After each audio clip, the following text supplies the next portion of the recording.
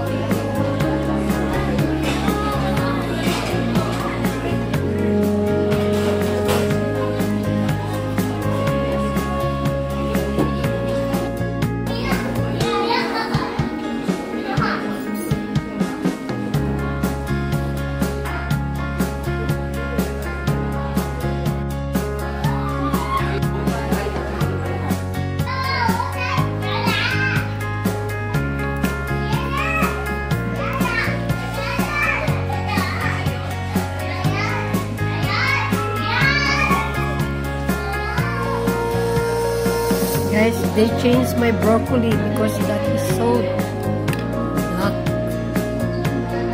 Overgrilled na yung ginawa nila. So they changed it. Finally. Nakakakain na tayo. Look at this.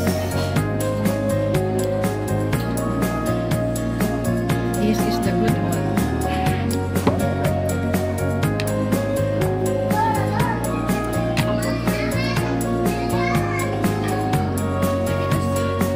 Tapos na yung food ko.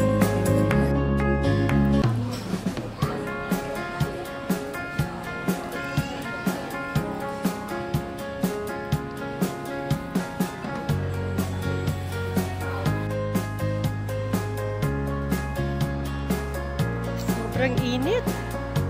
Lumabas na po tayo sa Victory Donkey.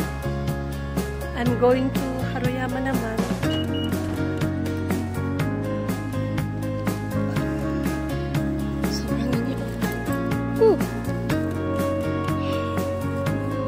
Nag-lunch tayo dyan sa loob.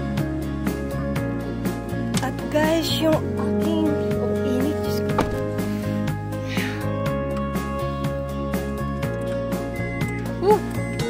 Something ka daw init. Nakakasunog ng balat. Guys, yung makikita nyo sa video na yung broccoli, nag-order ako ng side menu, side dish, broccoli, no? Ang init, kaya lang, yung sinerve sa akin, sunog na grill broccoli with mayonnaise. Tapos sabi ko, kakainin ko ba ito? Masyado akong confused.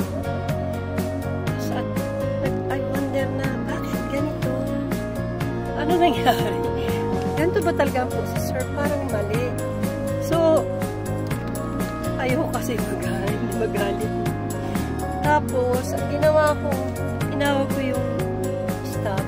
Sabi ko, masyado namang sunog ito, masama ito sa katawan. Sabi ko, makikita niyo sa video, guys. Kung sinimadyaga manunod po. Sabi ko, hindi maganda to sa katawan. Kapalitan daw nila. Ay, dapat nung una pa lang, alam na nila pag-grill. Tsaka kung yung mga ganyan, yung mabilisan, i-boiled muna nila ng light, and then i-grill nila, lagyan nila kung anong olive oil or something, kung ano yun, tsaka yung taste. Tsaka nila ilutuin para mabilis, di ba? Ang tagal. Buti lang libreng wifi. Nag-video-video muna ako dun. And, tsaka yung unang pag-upo ko pa lang, nag-order na ako, ayun, sa staff, nag-usap kami, gano'n. Tapos, yung aking coffee, sabi ko, after ng lunch, after ng pagkain ko, after I eat.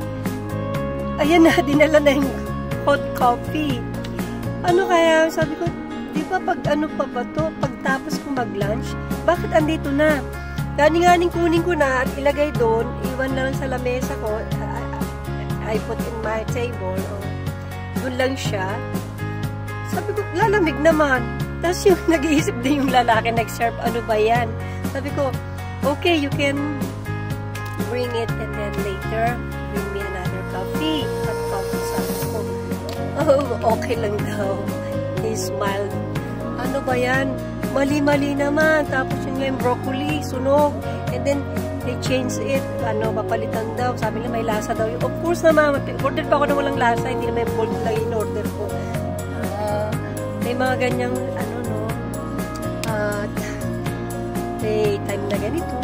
Init pa naman. Buti hindi mainit yung ulo ko. Tsaka, ayoko namang magalit. Siyempre.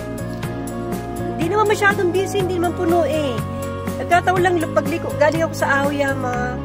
Bilihan ng mga suits. Eh, yung aking gustong bibilin suits sa Tuesday pa lang. So, dumiretso na ako. Tama-tama liliko ko lang. Ito na yung Big Corridor. Kikainan na.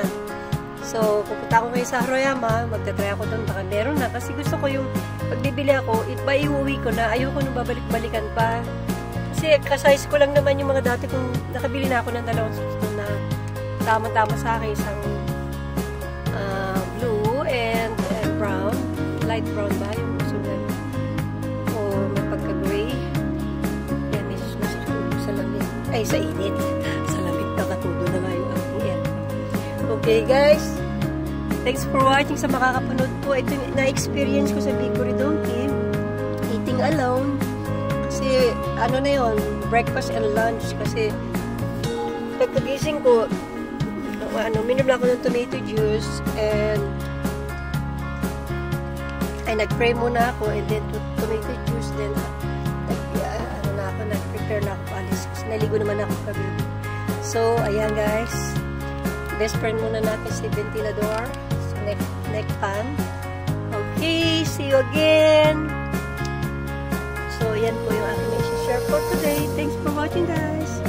Hope you subscribe and like, kung gusto niya lang naman po, ganun lang talaga. Huwag tayo magmadali. Anyway, have a blessed day to everyone and huwag tayo ma-hitch this stroke.